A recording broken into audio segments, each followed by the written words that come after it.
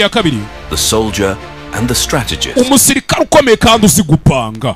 Kagame's journey to leadership urugendo rwa Kagame ajya kugera ku buyobozi forged in the fires of struggle. byose byatangiriye mu muriro w'ibibazo bari baranyuzemo yari yaranyuzemo mu myaka ya za 90. He joined the Rwandan Patriotic Front, yaragiye yunga ku cyo bitaga Rwanda Patriotic Front RPF, a rebel group determined to end the oppression of Rwandan refugees. kari agatsiko kabitwaga inyeshyamba bari baravuze bati tugomba kuzasubira mu gihugu cyacu tutakiri impunzi. Sharp mind and strategic brilliance. ubwenge yari afite mu mutwe uburyo yapangaga urugamba byahise bituma atandukana n'abandi we yaje abarenzeho. hanyuma mu myaka ya za 90 itangira, he was the RPF's military commander, icyo gihe yari amaze kuba RPF military commander, yari ayoboye igisirikare cya RPF, leading a campaign to reclaim Rwanda for its people.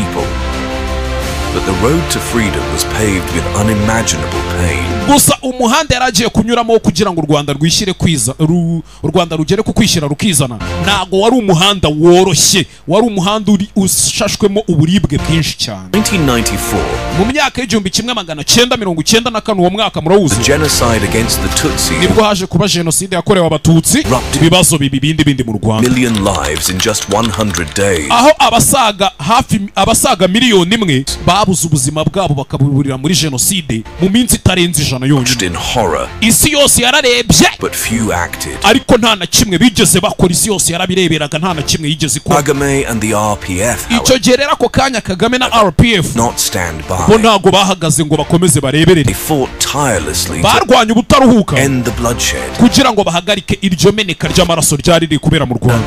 barangije babohora u giving Rwanda, its people a chance to. bahereza abanyarwanda amahirwe yo kongera kwiyubaka.